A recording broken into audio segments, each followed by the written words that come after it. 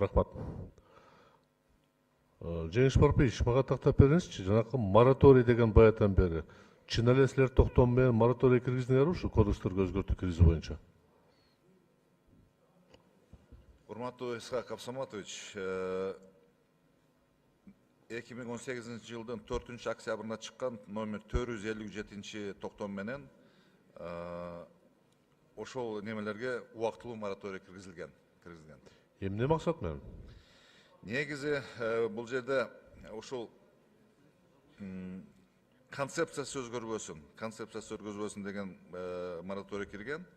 Но бир жерде өзгөчө бөлүгү бар. Баягы кайсы мезгилде мыйзам долбооруна киргизсек болот деген жери да бар. Эгер не болсо окуп берейин ошонун баарын. Жок, как? Мораторий деген анын бирок мүмкүнчүлүк бар деген кандай болот? Кандай?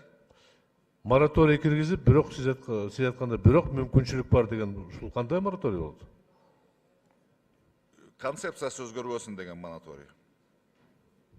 Мына биз бүгүн 3 күндөн бери талкуулап баратабыз. Өзгөртүү киргизиш керекпи азыр? Ооба. Мораторий кимге тийиштүү ал? Өзүңөргөбү же депутаттарга да тийиштүүбү? Жок. Мораторий бул биздин мамлекеттик органдарга тиешелүү. Эмне мамлекеттик орган өкмөттүн чечимсиз өздөрү сунуш бере алабы Жогорку Кеңешке? Өкмөттөн өтөт в любом случае. Кандай болбосун? Мораторий кантип силер өз-өзүңөргө мораторий деп жарыяласыңарбы? Эми ошол багытта мыйзам долбоорлор каралбасын деген эле маани да бул негизичи. Өзүңөргө ишенбейт экенсиңер да кокустан өзгөртүү койбойлу деп, Министр юстиция, ушул токтом боюнча пикириңиз кандай? Сиз ал мезгилде министр болгон эмессиз. Бирок пикириңиз кандай? Урматтуу Исхак Абсаматович, ошо мораторий жөнүндө сөз айтып кетсек, туура мына азыр Жеңиш Барпиевич айтып кетти. Мына менде расмий тилинде тексти турат. Биякта уруксат берсеңер окуп берейин.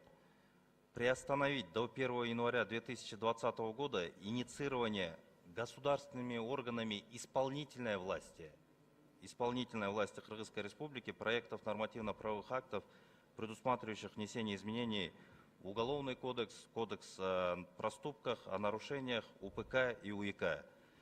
Анан ошо биринчи пунктунан ушундай жазылды, экинчи пунктунан действие пункта 1 не распространяется на проекты нормативно-правовых актов, предусматривающих внесение изменений в вышеназванные кодексы в части приведения в соответствии с Конституцией, исполнения решений Конституционной палаты, реализации компонента «Безопасный город», изменения сроков давности, связанных с установлением и возмещением причиненного ущерба, и устранение препятствий, которые могут возникнуть в ходе правоприменительной практики, устранение коллизий и пробелов.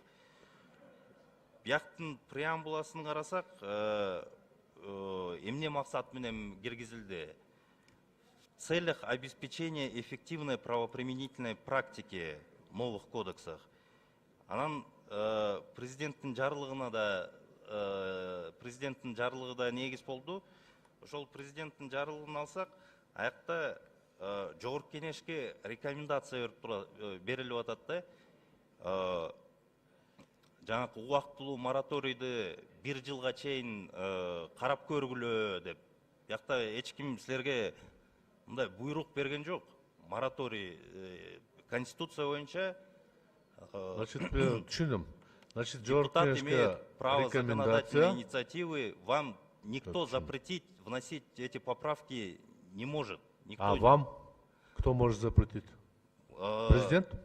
Мы правительство, учитывая то, что вам президент запретил, да? Так я понимаю? Нет. Мы прислушались к рекомендации. Эгерде мына мурунку кодекстер күчүн жоготподу, урматтуу Исхак Абсаматович. Мына менде мындай статистика бар да. Жаңакы кодекс об административной ответственности 196 жолу өзгөртүү кириптир да. УПК-га 78 жол өзгөртүү кирди. УК-га 118 жолу өзгөртүү кирди. Рахмат, мен ыраазымын. Мен оюмду бүтүрүп алайын. Рахмат, мен түшүндүм. Мен ыраазымын жоогуңузга. Бирок сиз айткан мисал туура келбейт, ал мурун кодекске болчу. Биз жаңы кодекс менен иштеп атабыз, жаңы жылдан баштап. Иштебеген мыйзамга кантип мораторий киргизесиңер? Мен ошого таң калам. Өз-өзүңөргө ишенбейсиңер да. Ал эми мен бекер сураган жокмун. Кечээ комитетте бир депутатыбыз айтты. Мен бир сунуш берсем, өкмөттөн жооп келди. Мораторий киргизилгенге байланыштуу колдобойбуз деген. Айнур Алтыбаевадан сурагыла.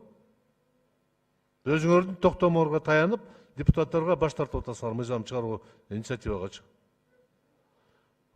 Урматтуу кесиптештер, мен кыска айтат элем, баары бир сүйлөгөнгө убактым жетпейт.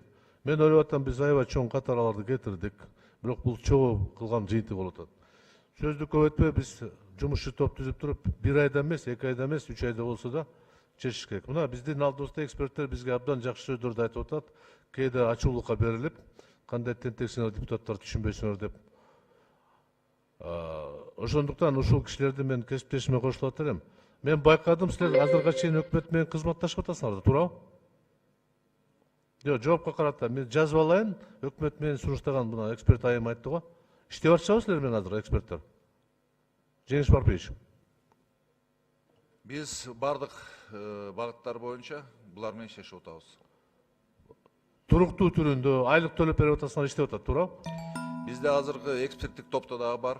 Азыр коллизияларды аныктоо боюнча биздин координациялык кеңешке киришет булар. Бардык жерде чогуу иштешип атабыз, бардык жерде. 10 секунд бергиле. Эми бардык жерде болбойт. Бул жерде мына Гардиев отурат, Маткеримов отурат, мына айымды тааныбайт экен, ушуларды кошкула. Демиргечилердин иштеген катарларынын астында ушуларды кошкула деп атам мен. Рахмат. Кийинки сөз депутат Турузбеков Бактыбек Сагындыков иште. Рахмат, урматтуу төрага. Менде мындай